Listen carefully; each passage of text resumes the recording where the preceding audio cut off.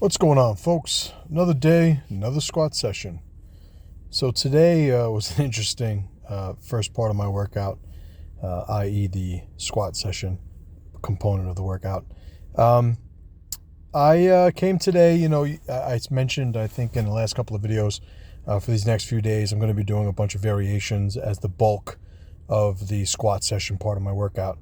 And still doing my wake-up protocols here. And today I'm going to be doing my good morning squats. And good morning squats I've been doing for a long, long time. It's one of my favorite, squat variations. But I would say the thing that's really different about today is you see these two young guys off to the side there.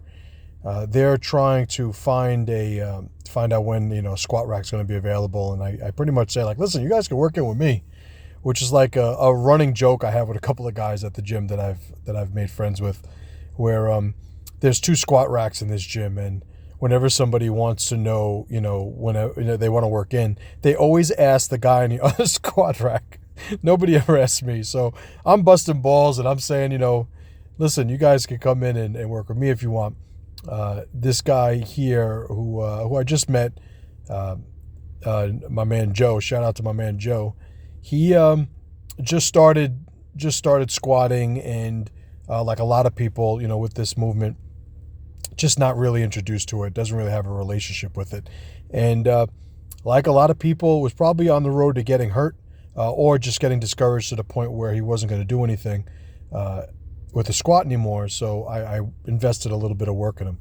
Now I'm still doing the voiceover because, number one, I wanted to not shout out, the whole conversation that I was having as I wind up coaching him through his movements. But also, I mean, let's be realistic. There's like copyright shit and stuff that can get this video taken off. I'm already, always getting in trouble as it is on social media. So let me keep that to a minimum. To tell you the truth, I shouldn't even be cursing, but sometimes, it'd be like that, as they say where I'm from. So up to 2.25 here with the good morning squats. And then we have Joe's first set of squats. Now, I like I said, I just met Joe, really nice guy, but really, really new to the squat movement, and had an idea of what it was supposed to be, and just let's just say he was off base. So I'm not doing anything here. He's just, I told him he could work in, and he's taking the bar, and he said, I'll start off with 2 plates, and then he started doing the Joe squat, and like I said, no shame to him. He's here. He's trying to get the work in, but this is not a squat, and I told him as much. I give him credit, very receptive to feedback, and I give a lot of feedback. So I started talking to him about it, and one of the things, I'm telling him about is like, listen, Joe, you haven't been squatting long, and I ask him a bunch, and trying to tell him, like, the last thing you want to do when you're squatting is get really strong with bad form, and that was bad form.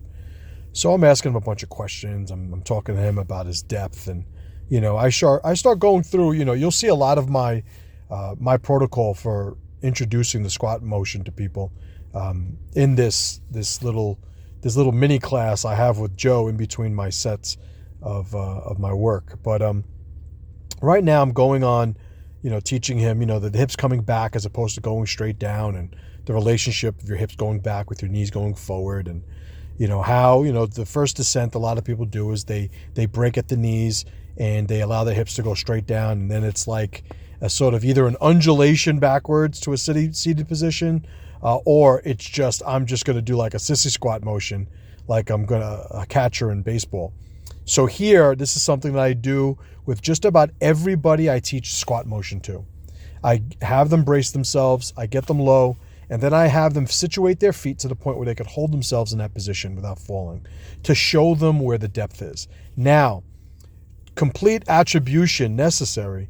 The person who showed me how to do that was Dr. Fred Hatfield. Rest in power, Dr. Squat. He showed me that in, like, I want to say 99.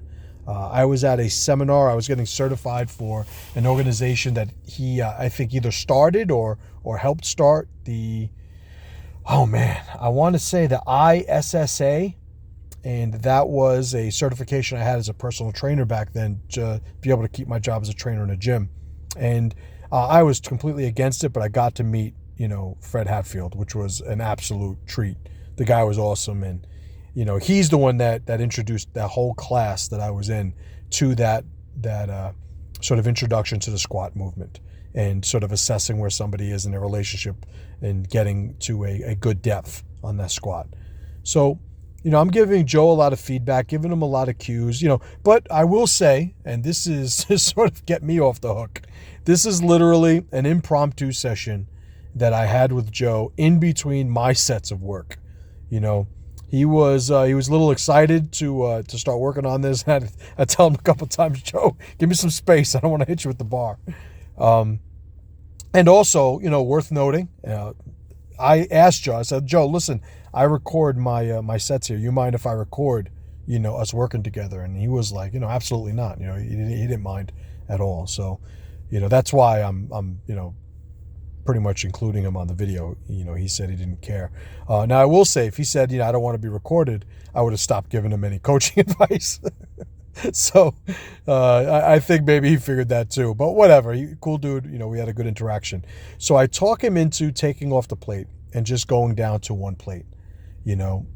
And just trying to, because I'm almost selling him on the idea, like, listen, dude, you got to take the weight off. Listen to me. I squat a lot. I've been doing this a long time. I know what I'm talking about. Got to take the weight off. And he was open to it, but I sort of baby stepped into it. So now he, like a lot of people, he is not used to going to depth. He is not used to those hips coming back. It is a completely different movement for him. I'm giving him visual cues.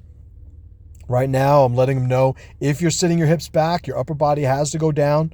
Try to keep that back straight. Keeping the back straight is a cue that is just an abstraction to him. But that right there that we just saw is probably the first time he ever went to depth in a squat. Now, he was very comfortable, according to him, using the two plates. Here he is with, one plate, 135, and it's a completely different world. And those of you guys that are familiar with the squat and this, progress, like you understand what the deal is here. And he was basically like, holy shit, like that was really different. But like I said, super receptive. I'm such a big proponent of the squat motion because it is such a testament to the symmetry, the mobility, the power that our body has. The way it's evolved, the squat motion to me as like the most utility out of every like compound movement that you'll find. And whether it's, adding a weight, doing a loaded squat, where we're trying to build strength through that big range of motion, to a body weight variation where we're just trying to maintain mobility. And there's utility in even just being able to maintain a squat position. Earlier today we had a big temperature drop and I'm out, just putting a little, topping off the air in the tires of my wife's car. And I'm in a low squat position, as I'm working on these tires. And it's not even something that I realize, not even something I recognize. It's just what I do from those positions. And, it's just a great movement. You guys may have heard, but I'm a big fan of the squat. So this is my last set that I have in the squat portion of my session. And I finish off with the squat movement. And I usually finish off with the squat movement. I have my my belt, my sleeves. I have my squat shoes. I'm wearing my the Do-Win Classics. And it's important too that I'm staying on track, and as much as I'm doing these variations, I'm still trying to get comfortable with wearing these squat shoes, which is relatively new, and I'm still trying to still get some decent squat work in. So this isn't a heavy weight for me, so heavy being relative, and I think I wind up doing 5 here, and my body feels, super loose right now, warmed up, woken up, feeling good. It's one of those, one of those times where, I would love to have just gone up from here, but it's not in the cards because I'll be here tomorrow. right? So that's somebody asking about another machine. So I think we do one more set here. I think I got one more set with Joe, and because I share with him another little tip about what he should be doing with this, and it has to do with the placement of setting up under the bar. And again, it's like one of those things where I remember, like, it was last week or 2 weeks ago, there was a bunch of high school kids, and I actually tell Joe, put the bar back, put it all the way back, because I had to teach him to get in the middle. But one of the things I had asked those kids was, like, have you guys ever looked up how to do a squat on YouTube? And all of them said no. Let me tell you guys right now listening, and the majority of you are watching this on YouTube, like, every single thing you want to learn has some sort of instruction on YouTube. Not everything, but you guys understand what I mean. Certainly when it comes to exercises. And sure, some guys don't know what the fuck they're talking about. Some guys are world-class experts. Some guys are experts in different applications of the same movement. All that being said, you're never going to go wrong exposing yourself to more information from qualified, vetted experts, And I asked Joe the same thing, and he's never looked it up. He's never looked it up. Kudos to him. He's in here getting to work. One of the things I'm a firm believer of is do not shame people to the point of quitting in the gym. And good on Joe for getting in there and giving it an effort, and then surviving a session with me, busting his balls at every turn. But he made a lot of progress in the 20 minutes, that he and I were working together. So good on him. I finish up here with some standing military presses. I think I go a little bit heavier with this. I'm always trying to make sure my mobility is at a maximum. And again, maximum being relative to me. I wind up going a little bit heavier, and I think this is the last. Yeah, I think this is the last set that I do here, and then I go on and I do some more shoulder, some more pressing, some more vertical pressing work after this. But all around, enjoyable session. The energy was high. I love coaching people, and see somebody who's really eager to learn, just gives me the energy I need to keep it going. Appreciate you guys. See you tomorrow.